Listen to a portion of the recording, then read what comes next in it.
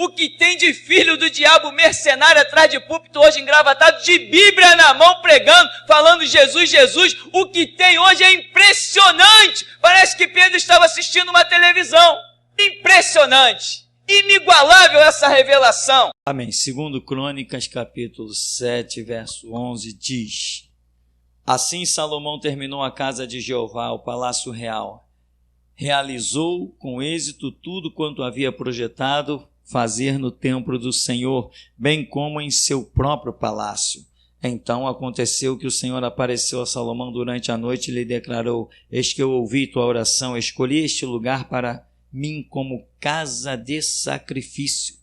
E se eu fechar o céu para que não derrame a chuva, ou ainda se ordenar aos gafanhotos que devorem a terra, ou mesmo enviar a praga sobre a minha própria gente, e esse meu povo que se chama pelo meu nome se humilhar, orar, buscar a minha face, e se afastar dos seus maus caminhos, dos céus o ouvirei, perdoarei o seu pecado, os seus erros, e curarei a sua terra. De hoje em diante os meus olhos estarão observando e os meus ouvidos atentos às orações que serão realizadas neste lugar. Escolhi, pois, e consagrei esta casa para que o meu nome habite nela para sempre, e os meus olhos e o meu coração estejam perpetuamente apegados a ele. Quanto a ti, se caminhares diante de mim, como fez Davi, teu pai, se agires conforme tudo quanto te ordeno, e se obedeceres aos meus mandamentos e às minhas normas, então consolidarei teu trono real, de modo como me comprometi com teu pai Davi, quando afirmei: jamais te faltará descendência, um filho teu que governe Israel. Entretanto, se vos desviardes e abandonardes os meus estatutos e as minhas orientações que vos entreguei, e passardes a reverenciar e cultuar outros deuses para os adorardes, então vos expulsarei da minha terra que vos outorguei, e lançarei da minha presença esta casa que consagrei ao meu nome. Reduzirei esse templo à condição de objeto de zombaria entre todos os povos. Assim, todos que passarem por esta casa, agora imponente e majestosa, ficarão perplexos e assustados, se questionarão por que Jeová tratou com tamanha severidade esse país e esse templo. E a explicação que se ouvirá será: porque desprezaram Jeová, o Senhor Deus de seus antepassados, que os libertou do Egito, e se apegaram a outras divindades, adorando-os e oferecendo-lhes culto. Por isso ele trouxe sobre eles toda essa desgraça. Amém, irmão? Poder sentar. Deus é algo sério, muito sério. E eu decidi desde o princípio da minha vida, quando eu ouvi que existia um caminho para se entender Deus, eu decidi que iria levar Deus a sério. Sabe? Vale a pena levar Deus a sério. Muitos morreram por esse Deus e outros morrerão, mas bem-aventurados, diz a Escritura, aqueles que desde então dormem no Senhor. Bem-aventurados os mártires, bem-aventurados os que pagaram preço, bem-aventurados os que, entre aspas, perderam, porque não perderam, deixaram tudo. Jesus falou para Pedro: vocês que deixaram tudo para me seguir, vocês receberão 100 vezes mais nesta terra, e no porvir a vida eterna. Mesmo que nós não recebamos nada nessa terra, basta-nos o porvir, a vida eterna. Nós não andamos em função deste mundo, porque aqui nós somos peregrinos e forasteiros. E Jesus não morreu na cruz para eu ser rico, não morreu na cruz para eu ter ouro, para eu ter prata. Ele morreu na cruz para nos dar vida, e vida em abundância. Ele supre todas as nossas necessidades. Mesmo que eu não tenha nada, Ele é o meu tudo. Porque do nada Ele traz à existência todas as coisas. Do nada Ele multiplica, Ele faz aparecer. Então, essa é a concepção. Servir Deus cegamente. É isso que faz a diferença. Servir Deus. Eu disse servir Deus cegamente. Quando eu falo Deus, são os conceitos de Deus. Não interessa o meu conceito, nem o conceito de ninguém bonzinho. Os bonzinhos que vão para o inferno, porque no reino de Deus só entra discípulo obediente. Bonzinho para o inferno. Bonzinho é aquele que pensa que o seu coração é bom e ele vai ser alcançado pelas suas bondades. Não. Jesus não foi só bom. Jesus disse raça de víboras, chamou de filho do diabo. E daí para frente, vocês percorrem a terra e o mar para fazer um discípulo, depois transforma ele em filho do inferno, pior do que vocês. Vocês não entram no reino, nem deixam entrar os que estão entrando. Isso não é só bondade, isso é justiça, isso é fome e sede de justiça. Agora, irmão, esse texto que nós lemos, fala que Salomão terminou a casa do Senhor.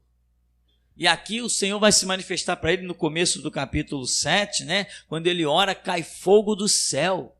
É um assombro. As pessoas, que isso? Todo mundo se curva, todo mundo adora. E aí, algo que chama atenção no verso 5 desse capítulo 7, que diz: o rei Salomão ofereceu em sacrifício 22.000 bois e 120.000 ovelhas. 22.000 bois, 120.000 ovelhas. Ao todo, 142.000 animais. Imagina! Isso é um rebanho que bota qualquer pessoa milionária.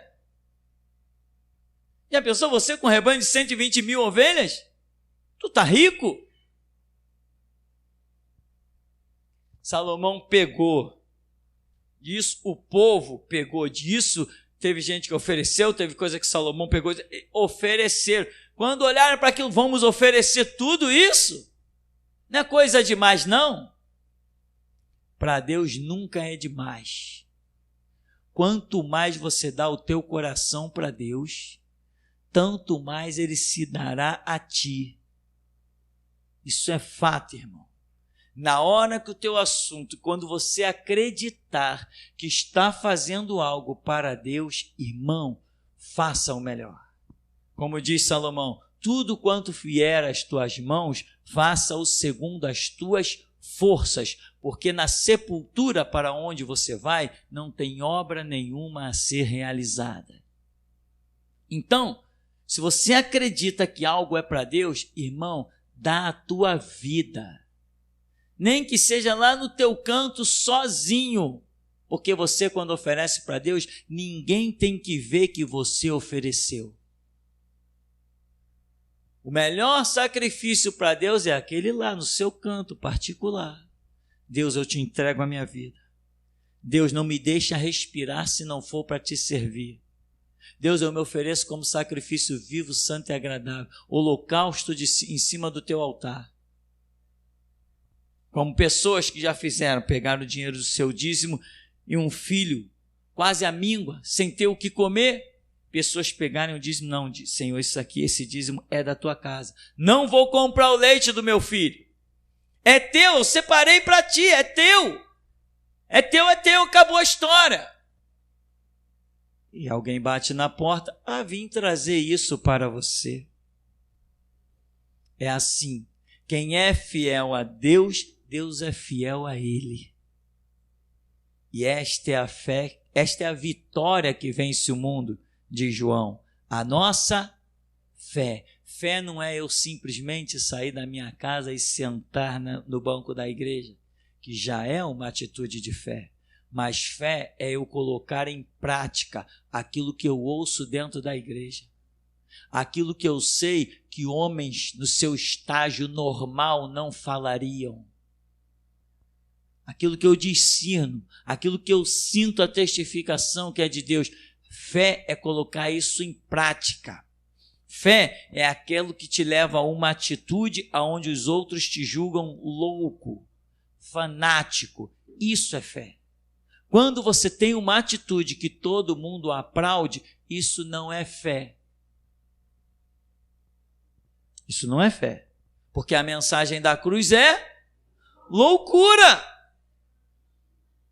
para os que perecem. Mas para nós que somos salvos, ela é um poder de Deus.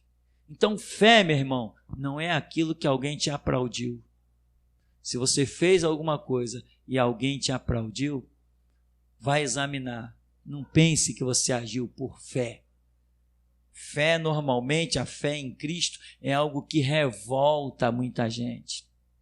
E no tempo que nós vivemos, num tempo de tanta apostasia, nós estamos na era da apostasia. Nunca se viu tanto mercenário como se tem hoje no Brasil, e nos Estados Unidos está se levantando um monte. É ladrão para tudo que é canto. Pessoas que um dia foram ilustres, apostataram da fé e hoje são ladrões.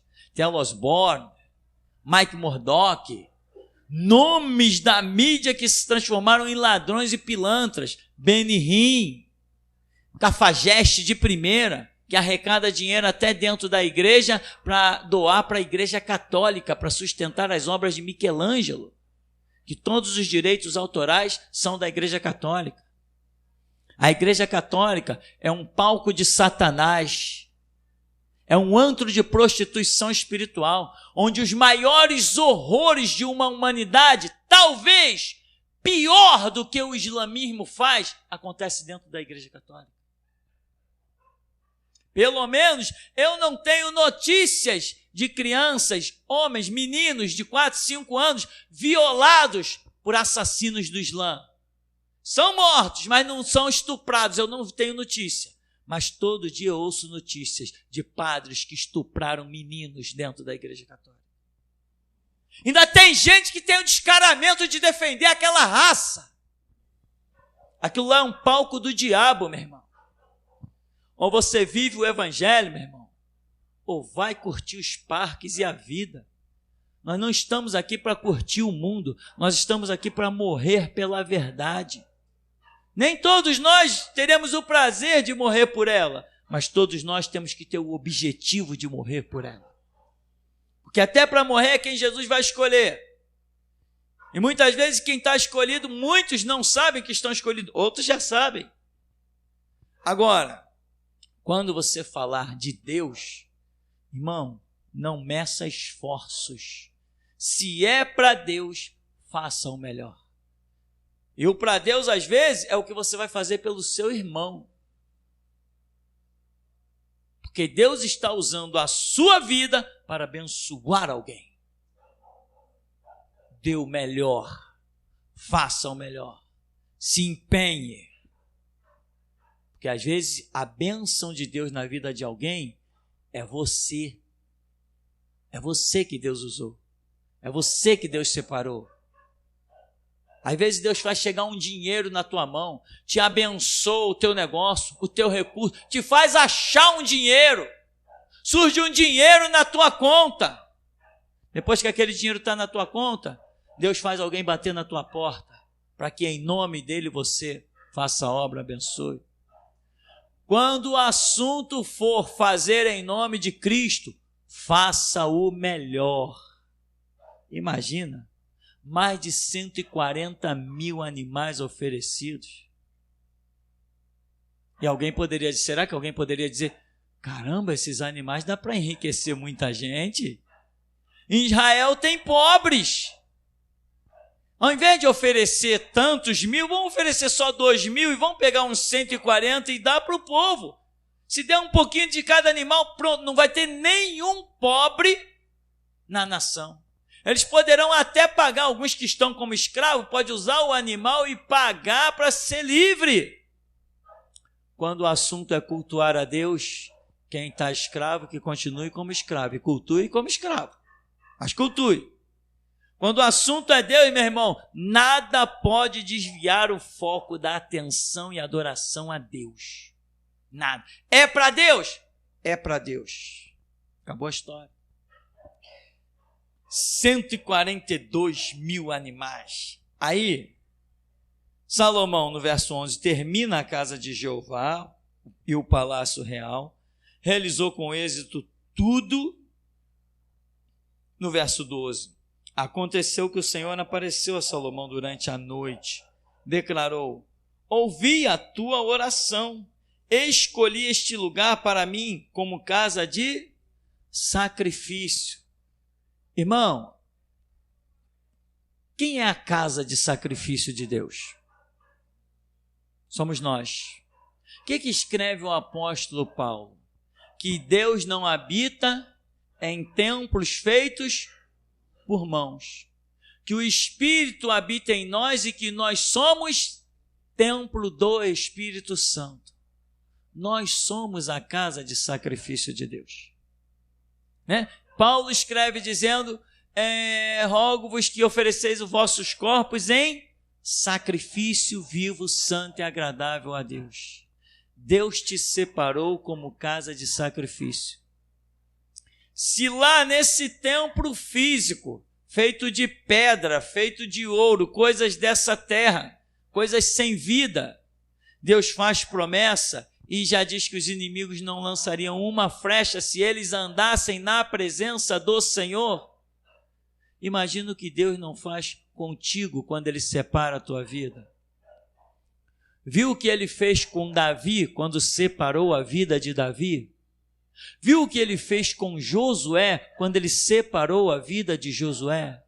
Viu o que Ele fez com Moisés quando separou a vida de Moisés? Viu o que Ele fez com Elias, com Eliseu, quando separou a vida desses homens? Viu o que Ele fez com Neemias, com Jeremias, com Amós, com Obadias, com Isaías, com Ezequiel? O que Ele fará contigo? Você também é casa de Deus, você também é templo de Deus, você foi separado por Deus. Eu olho, irmão, para esse espaço que nós temos, diante de tantos cães que já vieram rosnar aí nessa porta, diante de tantas ameaças, eu digo apenas: deixa eles virem.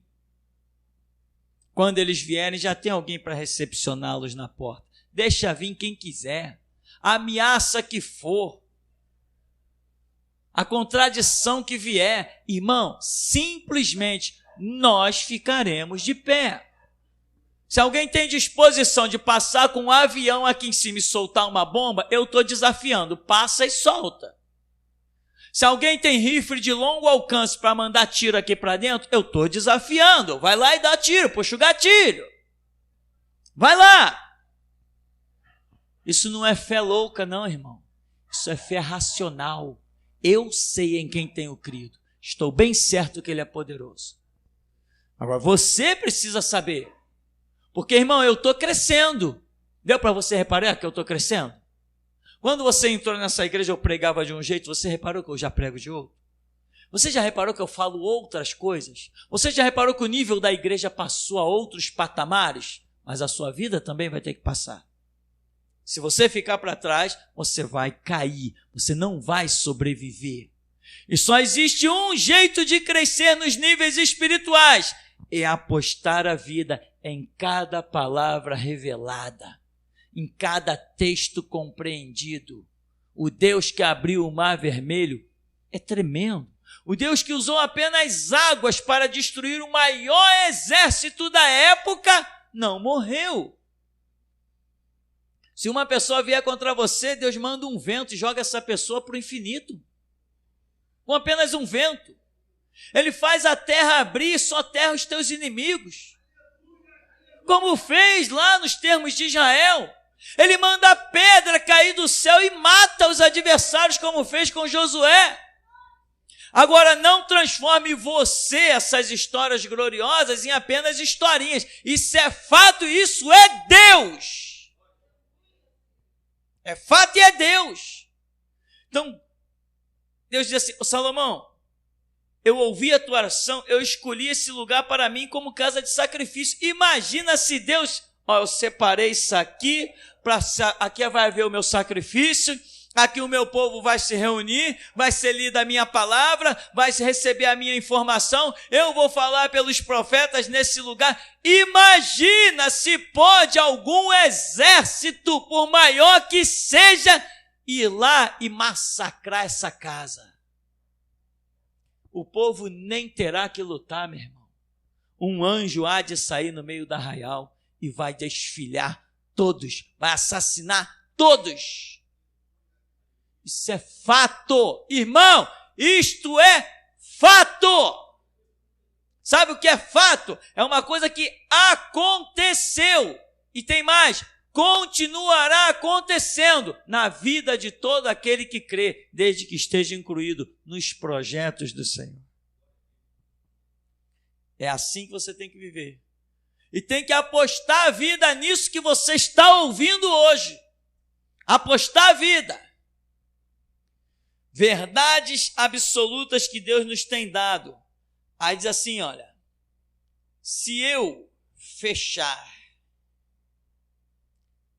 o céu para que não derrame a chuva, ou ainda se ordenar aos gafanhotos que devorem a terra, ou mesmo enviar a praga sobre a minha própria gente, se o meu povo que se chama pelo meu nome se humilhar e orar e buscar a minha face e se afastar dos seus maus caminhos, dos céus eu ouvirei, perdoarei o seu pecado, os seus erros curarei a sua terra. Por que você não é um vencedor se você tem essa promessa? Tem ou não tem? E tem mais, você está diante da casa que Deus levantou. É por isso que eu sou valente. É por isso que eu sou ousado. Porque eu vi a mão de Deus em cada coluna. Eu vi a mão de Deus em cada ferragem. Eu vi a mão de Deus em cada parede. Eu vi a mão de Deus, por isso eu sou ousado. Quando os inimigos mandam as suas ameaças, eu digo, vem. Pode vir, quem quiser. Estou pagando para ver quem vai ficar de pé. Estou até pagando para quem quer fazer desafio comigo e com essa obra. Essa obra é tremenda. Esta obra é incrível. Esta obra é incrível.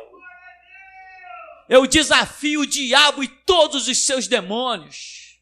Eu desafio Tranca-Rua, Pombagira, Exu Caveira, os Exus das encruzilhadas.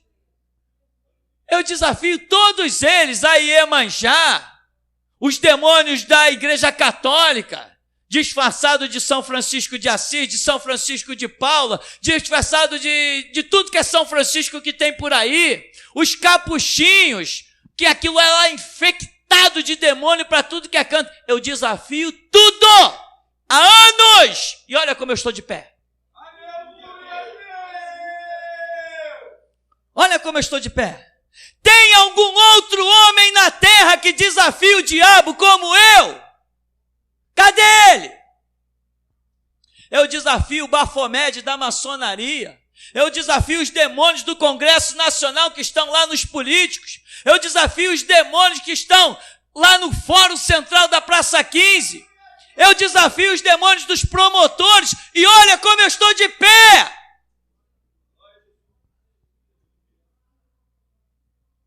Então é fato que, como diz aqui, se o meu povo, que se chama pelo meu nome, você se chama pelo nome do Senhor?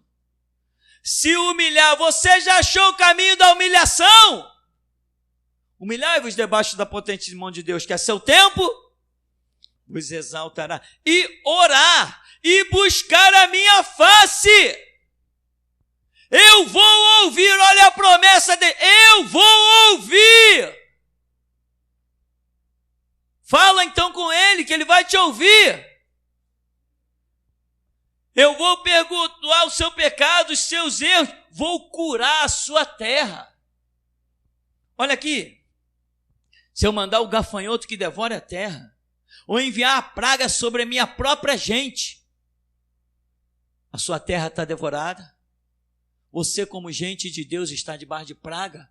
Aqui está dizendo, se o meu povo que se chama pelo meu nome se humilhar e orar, se converter, buscar a minha face, eu vou ouvir.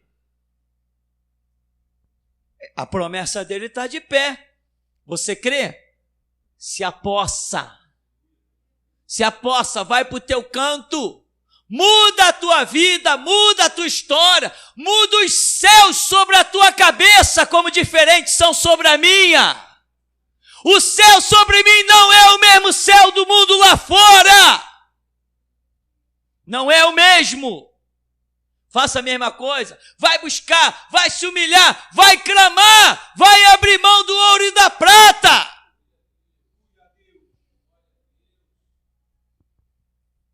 De hoje em diante, verso 15, os meus olhos estarão observando e os meus ouvidos atentos à oração que serão realizadas nesse lugar. Deus separou um lugar, no caso aqui no texto para a nação de Israel, e no caso para nós da geração Jesus Cristo, esse que você se encontra hoje. Deus separou um lugar para ali inclinar os seus ouvidos e direcionar os seus olhos. Eu desafio. Olha, as mensagens nossas na internet não são secretas não, tá? Tá lá para todo mundo ver, tá? Tem culto ao vivo, os canais não tem bloqueio, ninguém paga nada para assistir mensagem nem para baixar, é tudo de graça. Eu desafio, pastor Tupirani, o último Elias da era da igreja. Eu desafio Marinha, Exército, Aeronáutica. Eu desafio o Estado-Maior das Forças Armadas. Eu desafio os juízes e os promotores. Eu desafio qualquer deles que possam deter esta obra ou danificar esse prédio. Um tijolo. Se eles danificarem um tijolo lá fora, eu fecho as portas. Um tijolo! Só um tijolo. Se eles conseguirem danificar um tijolo, eu fecho as portas. Deus, quando faz promessa, não é palhaço, não é retardado. Deus, quando faz promessa, Ele cumpre a palavra que Ele dá. A minha palavra não voltará para mim vazia, mas cumprirá aquilo que me apraz.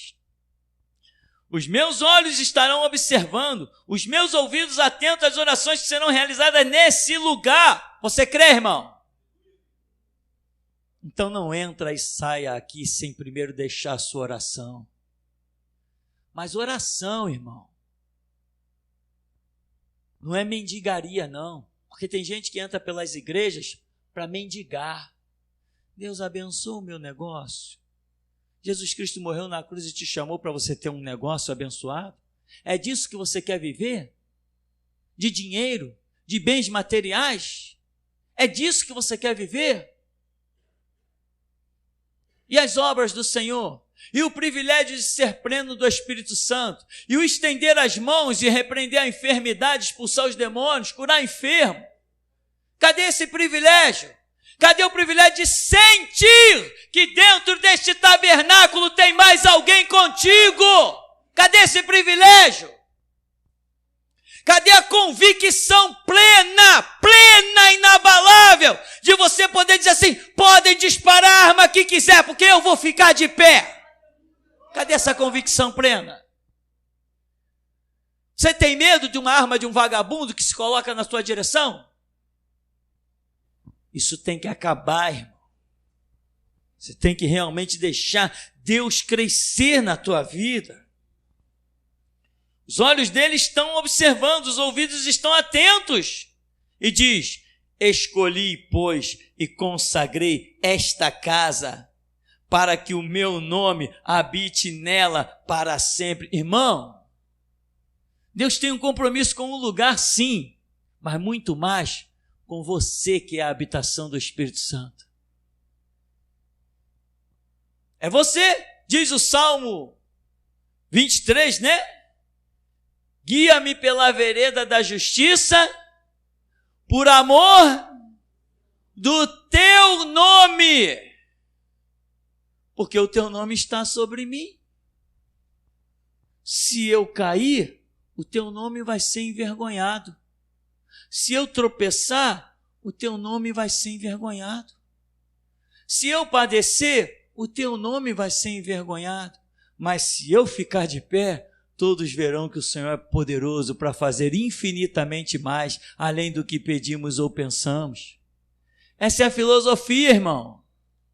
Jesus morreu por ti na cruz, derramou sangue para que você seja um pleno vencedor. Eu vim para que tenham vida e vida em abundância. Isso não tem limite. Isso não tem limite, essa abundância, irmão. Então, escolhi e consagrei esta casa. Esta casa é você também, teu corpo, para que o meu nome habite nele para sempre, e os meus olhos e o meu coração estejam perpetuamente apegados a Ele. Espera aí. Escolhi, pois, consagrei esta casa, para que o meu nome habite nele para sempre. Escolhi a casa para que o meu nome habite nele. E depois no final ele termina: os meus olhos e o coração estejam perpetuamente apegados a Ele. Que casa é essa que Deus escolheu, que Ele está tratando de nele e Ele? Eu creio que Deus estava falando de Salomão e não da construção. Muito mais de Salomão do que daquela construção Deus estava falando. E Salomão foi uma glória. Mas Deus advertiu: se vocês se desviarem e cultuarem outros deuses, o que são outros deuses? Cultuar o dinheiro, cultuar o rebanho das ovelhas, cultuar as terras que vocês possuem, cultuar o negócio de vocês, que vocês vão ter sabedoria, inteligência e vão prosperar. Se vocês cultuarem qualquer outra coisa, não necessariamente um boneco de gesso, não necessariamente outros deuses, mas qualquer outra coisa, se vocês cultuarem qualquer outra coisa, aí eu vou soterrar esta casa. E todos, quando olharem para esta casa, vão dizer: por que Deus fez isso?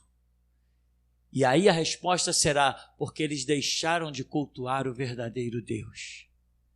Vou soterrar esta casa. Quem foi soterrado? A casa, a construção física, mas muito mais quem?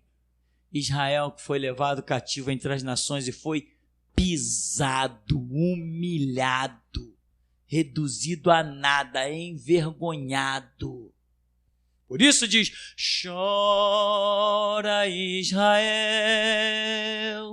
Babilônia não é teu lugar. Clama ao teu Deus e Ele te ouvirá, do inimigo te libertará. Porque eles foram humilhados. Então, irmão, você é um projeto de Deus tremendo. Só que você tem dificuldade em descobrir isso. É normal essa dificuldade. Mas quando você se interessa em descobrir, é normal você descobrir, como eu descobri. Muita gente pode chegar e dizer, como já disseram para mim: cuidado, hein? Cuidado que todo mundo morre, hein? Aí eles usam aqueles provérbios, né? Até um palavrão quando você está aqui. Eu digo assim: ó, amigo, deixa eu te dizer uma coisa. Se fosse fácil me matar, já teriam feito isso. Irmão, acredita no que eu estou te dizendo? Se fosse fácil me abater, já teriam feito isso. Não é fácil me abater. Não é fácil. A quantidade de anjos que ficam de plantão por causa da minha vida é assustadora. É assustador. Para onde eu vou, eu nunca vou sozinho. Qualquer canto que eu pise, eu nunca piso sozinho.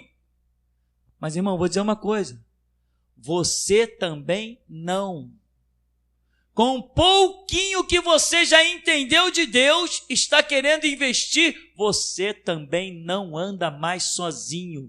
E o anjo do Senhor acampa-se ao redor dos que o temem e os livra. Você tem desfrutado de muitas coisas, mas veja o que eu vou te dizer: o anjo do Senhor acampa-se ao redor de quem?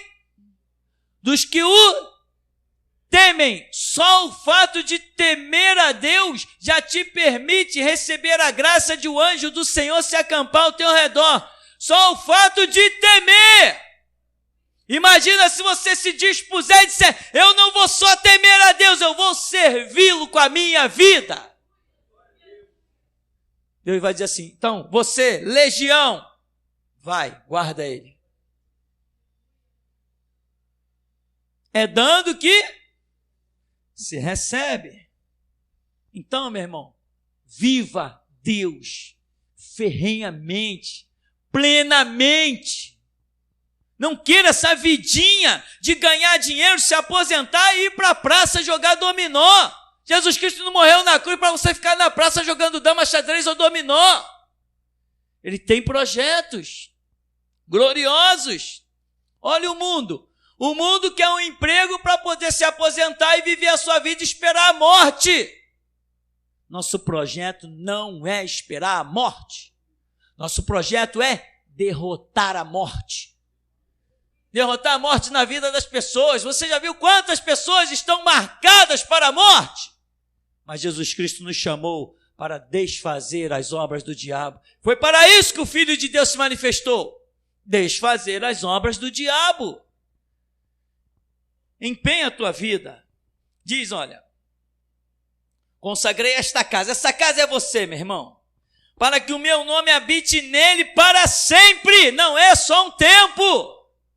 É para sempre. Deus te chamou para sempre. Deus te quer para sempre. Deus não te quer por um momento. Deus não te quer por uma oração num dia e o resto da semana fazendo seja lá o quê. Ele te quer na presença dele constantemente. E diz, quanto a ti, verso 17, se caminhares diante de mim, como fez Davi teu pai, se agires conforme tudo quanto te ordeno e se obedeceres aos meus mandamentos e às minhas normas, então consolidarei teu trono real do mesmo modo como me comprometi com teu pai Davi, quando afirmei, jamais te faltará descendência, um filho teu que governe Israel. E Deus cumpriu a sua promessa, não cumpriu? Como foi chamado Jesus? Jesus, filho de Davi, e o seu trono será eterno, jamais faltará descendência a Davi que governe, não só na terra, mas até no céu, porque o corpo que Cristo Jesus tem, o corpo de Jesus carnal que ele veio nesse mundo e adquiriu, se fizesse um exame, veria que tem o DNA de Davi. Esse é o nosso Deus, que faz promessas e cumpre, que fala e honra o que diz. Nenhuma das suas promessas cai em esquecimento. Irmão, não trate Deus como alguém que falou contigo e sumiu. Não é essa a realidade. Quando você recebe uma palavra, que o Espírito Santo testifica, esse negócio é contigo, guarda isso a 7 chaves, não abre mão dela nunca. Se um profeta se levantar e você sentir que é de Deus, te entregou algo, guarda 7 chaves, não abre mão nunca, irmão. Nunca! Não se desvie, espera, porque ainda que tarde, certamente se cumprirá. Eu posso dizer isso. Muitas vezes eu parecia que as coisas estavam tardando na minha vida, mas hoje eu vejo que tudo se cumpriu. E Deus teve que me fazer novas promessas. 19. Entretanto, se vos desviardes, abandonardes os meus estatutos, as minhas orientações que vos entreguei, e passardes a reverenciar e cultuar outros deuses para os adorardes, então vos expulsarei da minha terra, que vos outorguei, e lançarei da minha presença esta casa que consagrei ao meu nome. Reduzirei esse templo à condição de objeto de zombaria entre todos os povos. Não é isso que disse Jesus? Vós sois o sal da terra, vós sois a luz do mundo. Mas se o sal se tornar insípido, para que serve? Para nada mais presta, senão para ser lançado fora e pisado pelos homens. É o mesmo conceito que Deus está usando aqui, usando como referência a um templo. É só a simbologia das nossas vidas, porque o Espírito Santo não habita em templos feitos por mãos de homens. Nós somos templo do Espírito Santo, diz o apóstolo Paulo. Não sabeis que vós sois a casa de Deus, o templo do Espírito? E se alguém ousar contra a casa de Deus, Deus o abaterá. Não é isso que está escrito?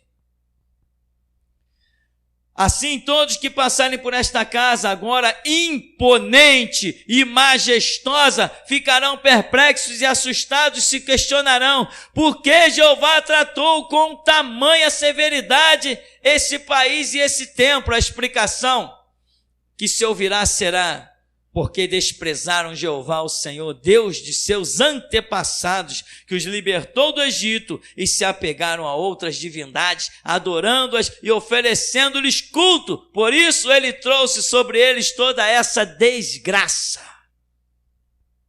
Eu vou repetir uma coisa aqui em cima, verso 21. Assim que passarem por esta casa agora, o quê? Imponente e majestosa, ficarão perplexos e assustados. Aquele que está de pé, cuide para que não caia.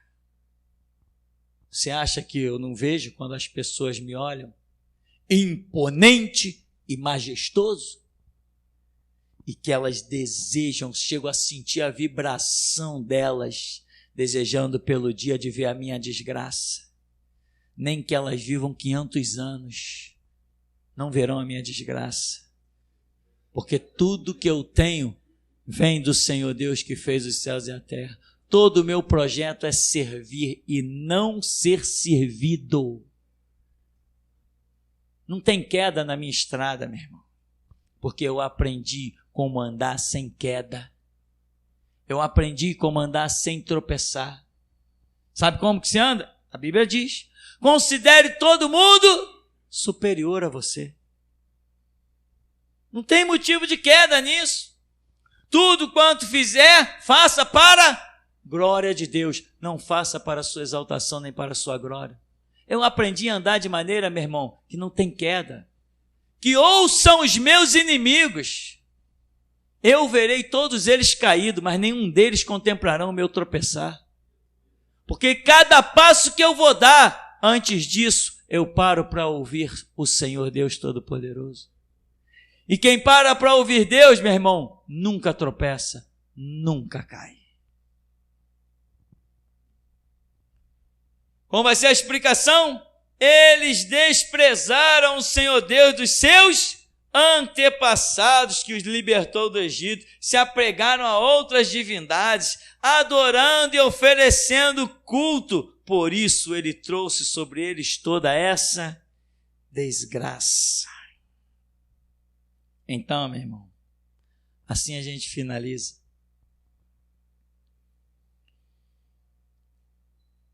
Há uma promessa de glória, há uma promessa de vitória, há uma promessa de ricas abundâncias, há uma promessa da manifestação de Deus que vai olhar diretamente para você e vai inclinar os ouvidos à sua oração. Há uma promessa tremenda, mas no final há uma promessa também de humilhação e de desgraça, se você se desviar. E como que se desvia? Tem muita gente que pensa que pelo fato de estar dentro da igreja não é um desviado. Quando você deixa de apostar a vida no que a palavra diz para você, meu irmão, você é um desviado. Você é um desviado mesmo dentro da igreja.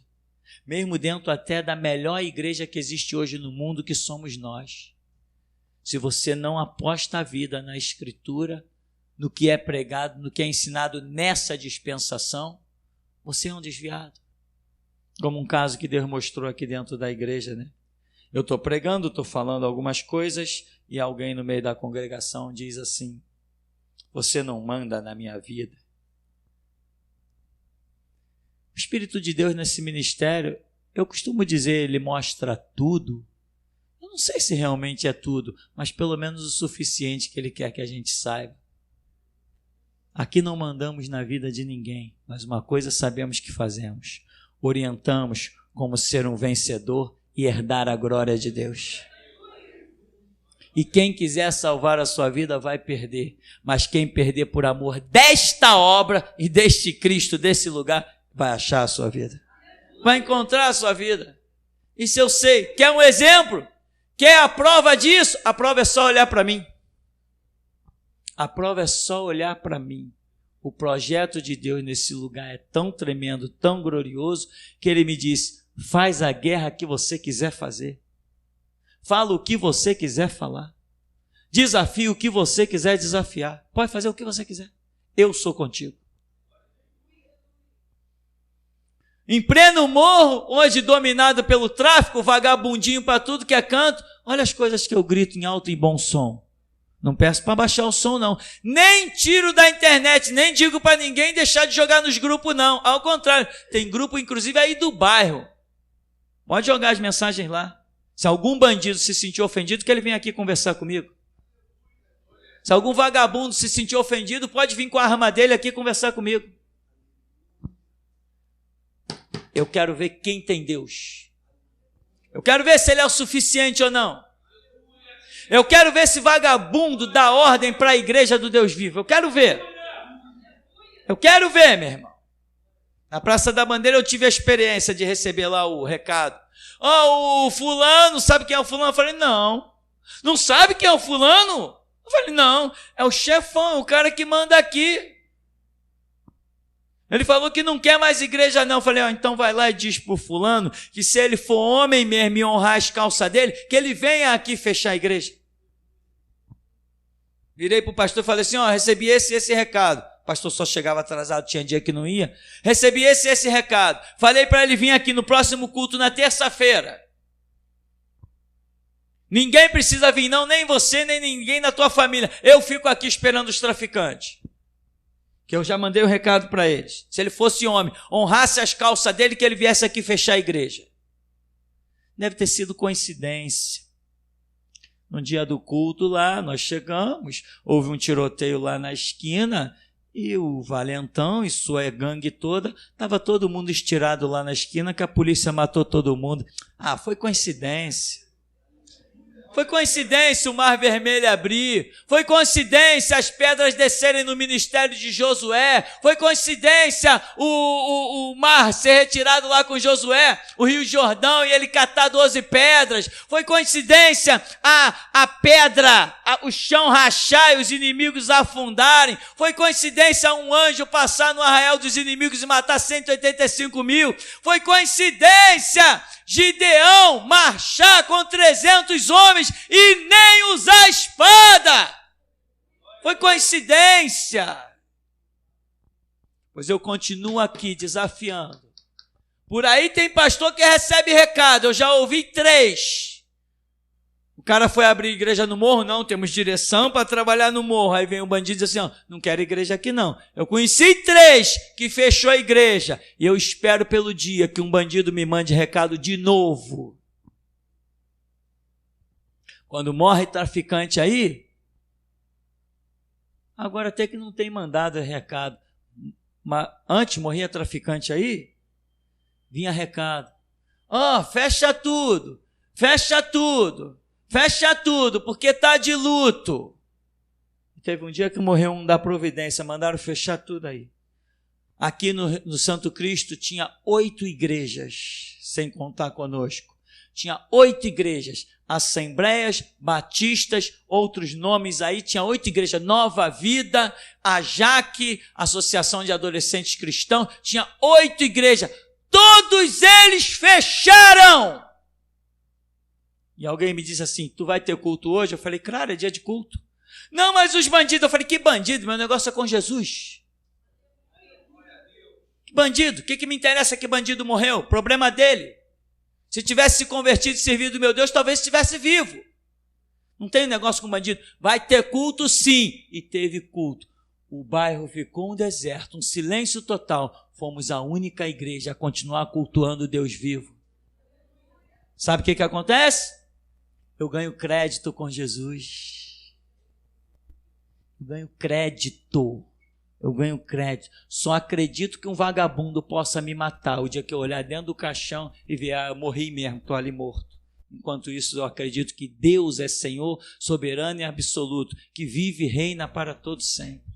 Quando ele diz haja, vai haver. Se ele diz não haja, não vai haver. Ele mata e dá a vida. Será que alguém tem força para puxar um gatilho? Se Deus disser não puxa? Será que alguém tem força para se levantar se Deus mandar um anjo lhe cortar as pernas? Sabe por que eu estou dizendo essas coisas? Para que você entenda que esse é o seu espelho, é o nível que você tem que chegar. Se você tem medo, você ainda não conhece bem o Senhor, o teu Deus. Amém, meu irmão? Então, vamos ficar por aqui. E até aqui nos tem ajudado, Senhor. Paz, igreja. No começo do culto, eu vi um irmão que está aqui dentro e um anjo colocava nele uma corrente na boca e puxava ele para fora. Ele tomava um susto e ele começava a orar e a misericórdia de Deus veio sobre ele, essa corrente foi arrebentada. Amém. Irmão Alessandro, eu vi, irmão, um anjo derramar uma água na sua cabeça, só que essa água, irmão, ela parava e ficava em cima, e ela ia descendo aos poucos. A maneira que essa água ia descendo, o seu semblante ia sendo mudado, irmão. Amém. Deus me deu uma visão, Deus me mostrava uma igreja, e lá tinha um pastor pregando. E de repente esse pastor ele tomava um susto, porque no áudio daquela igreja saía a voz do sacerdote da igreja, pastor Tupirani. E todo mundo ficava assustado.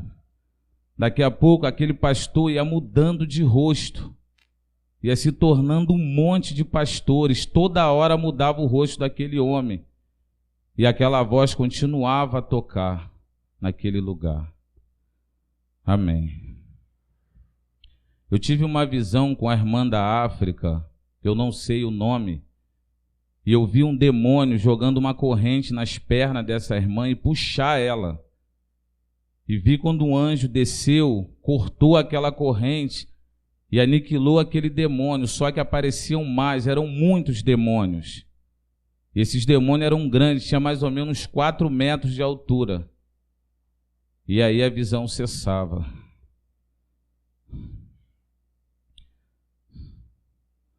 Quando o sacerdote começou a falar no início contra esses falsos profetas, nas 2 mãos de Elias tinham 2 espadas vermelhas. E à medida que ele vinha falando, aquela espada ia sendo aguçada. Depois, eu vi uma seta em cima dele, e essa seta estava escrito único. Eu já tinha visto já tinha tido essa visão aqui na igreja. Depois ele continuava a falar, ele se transformou no leão dourado, olhando para a câmera. E estava muito aguçado, esse leão estava muito valente, ele estava muito feroz naquele momento. Amém. Quando o irmão André orava, e ele citou, pessoal, o nome dos irmãos mártires que foram mortos, aconteceu algo aqui absurdo. Deus mostrava os irmãos daqui caindo, e cada irmão que caía tinha um nome nos irmãos: Paulo, Silas, Apolo, Helena, Blandina, Savanarola, John Hughes, John Criff. Foi algo absurdo. Isso aqui se transformou num verdadeiro rio de sangue. E assim diz o Senhor: nós somos os mártires da igreja de Jesus Cristo, pessoal. É com o nosso sangue que ele conta. Aleluia, Deus. Quando o sacerdote disse que nenhum tijolo cairia deste lugar, eu vi um anjo descer e tomar conta dessa porta. Esse anjo tinha uma espada muito grande na mão. Amém. E quando o sacerdote disse que muitos esperam a queda dele, eu vi na frente dele, pessoal, se formar uma blindagem de vidro. Aquele vidro blindado à prova de bala. Algo absurdo. E quando ele falava dos traficantes, eu vi um anjo muito grande aqui dentro. Esse anjo se vestia de negro também. Ele se direcionou para a porta da igreja e ficou ali parado olhando para os dois lados. Amém. E agora no final, quando o sacerdote fez essa última oração, pessoal, depois do clamor do Júnior, do louvor do Júnior, eu vi, pastor, o Silas Malafaia sendo cortado ao meio. Só que quem cortava ele era o Senhor.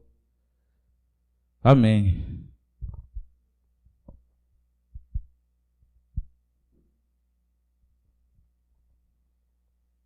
Logo no começo quando o senhor ministrava aquele louvor, pastor, entra na minha casa, entra na minha vida, moveu um sobrenatural muito, muito grande sobre a igreja. Houve um mover. E nesse mover, eu vi um anjo muito grande e eu não vi ele chegar. Ele apareceu aqui, eu não vi ele entrar dentro da igreja, ele apareceu. Ou quando a visão se abriu, a minha visão, já vi ele aqui dentro. E ele cobria toda a congregação, toda a igreja, com as suas asas. Era enorme, o anjo cobria toda a congregação.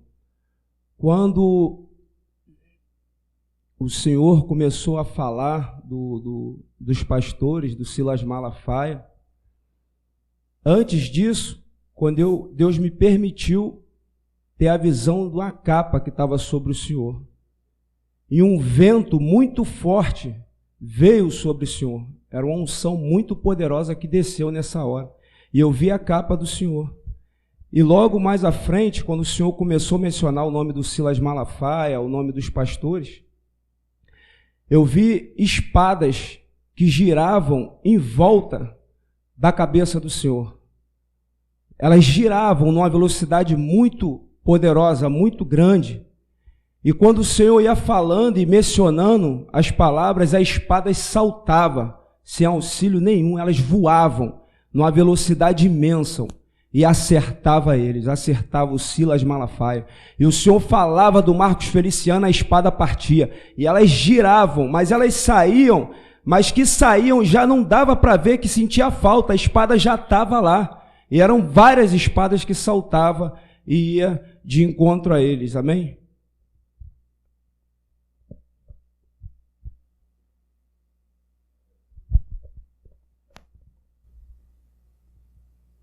Eu vi como uma frigideira e nela tinha um pedaço de carne. No meio dessa carne, ela estava preta. Então eu vi várias agulhas descendo do céu e enfiando nessa carne. Então eu tive outra visão. Eu vi o braço de uma pessoa e o braço dessa pessoa tinha um corte como uma ferida.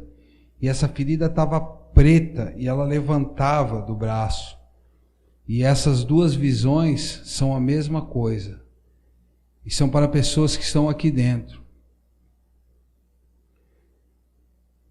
A palavra foi dada. Vocês não ouviram.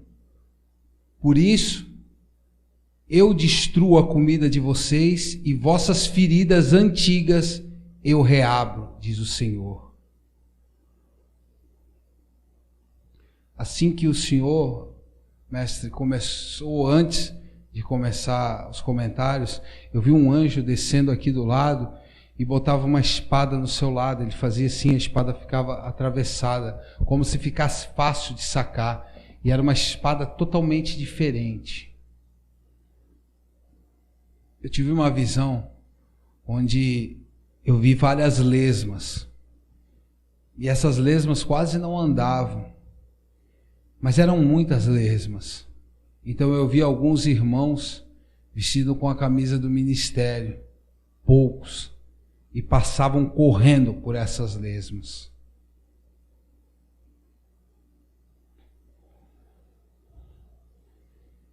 eu vi um anjo. Eu nunca tinha visto esse anjo. Esse anjo era muito grande e as asas dele eram enormes.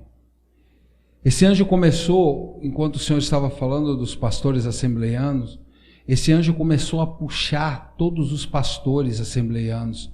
E ele puxava todos eles com suas asas, ia entulhando aqueles pastores assim, e alguns ficavam de fora, mas ele levantou a asa, e esses pastores eram sugados para a asa dele, como se fosse um aspirador de pó. Então, eu fui levado a hospitais, eu vi pastores assembleianos caídos dentro de hospitais, enfermos. E nessa mesma visão, não sobrava nenhum pastor. E de repente eu vi uma escada, e eu vi alguns irmãos e o Senhor nessa escada, em cima. E assim diz o Senhor: eu desfarei o sistema antigo, e só esse sistema ficará de pé.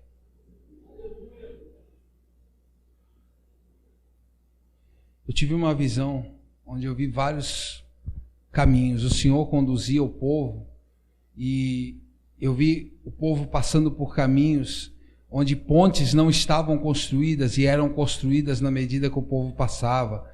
O povo passava por vales e de repente a terra era aberta, botado tubos como túnel, e a geração de Jesus Cristo passava por debaixo da terra.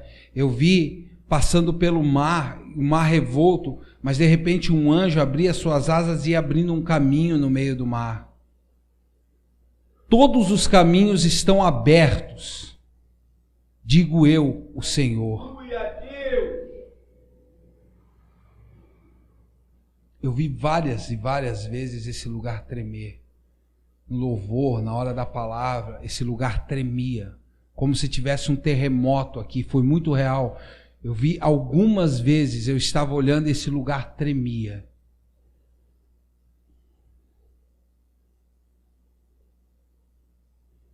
Quando o Senhor Elias falou que os céus estariam abertos, nesse lugar aqui, eu vi o céu se abrir, como se fosse um dia de sol.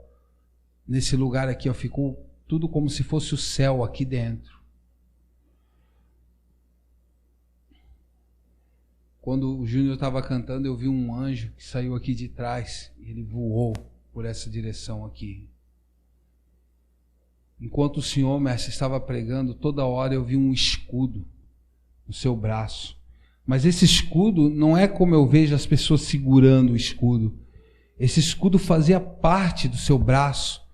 Era como se o lugar onde segurava, ele ficava dentro do seu braço. E esse escudo foi um dos escudos maiores que eu vi. E assim manda dizer o Senhor: a tua fé é uma fé rara.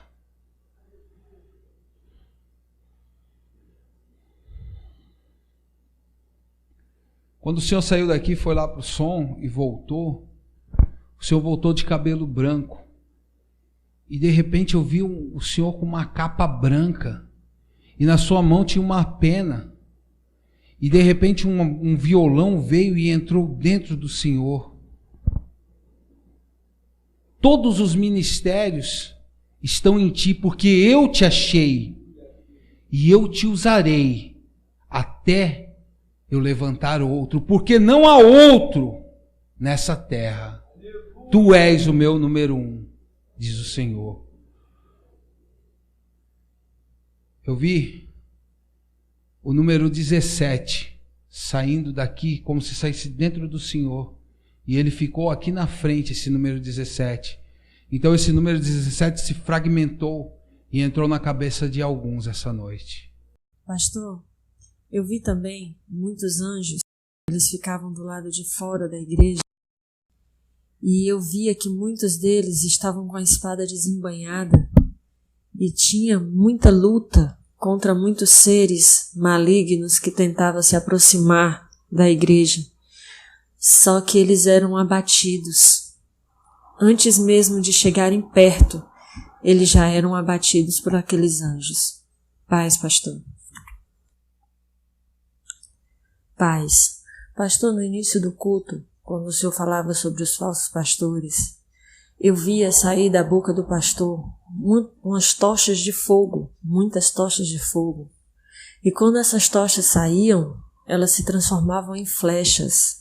E essas flechas saíam pegando fogo. E iam em direção a vários homens que foram citados pelo pastor. Esses nomes de homens que se fantasiam de pastores para enganar muitos. E eu via, pastor, quando essas flechas chegavam, eles se espantavam. Eles viam, eles olhavam para aquela flecha espantado. E a flecha ela ia na boca deles e ficava entre a boca e a garganta. Elas desciam pela garganta deles e ficava ali entalado. E o que veio a mim foi que as máscaras, as capas desses homens vão cair, para que todos vejam quem eles realmente são e que Deus nunca esteve com eles. Paz, pastor.